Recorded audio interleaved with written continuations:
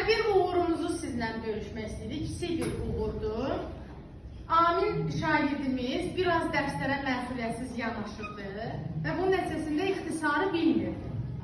Mən neylədim? Parta yoldaşı Əhməddən xahiş elədim ki, tənəffüsləri dəyərləndirsinlər və bircə müzakirə edərək ixtisarı öyrənsinlər. Dünən tapşırmışdım.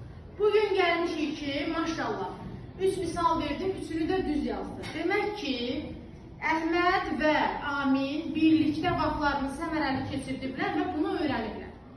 Bunun üçün həm Amini, həm də Əhmədi təbrik edirəm həqiqətən.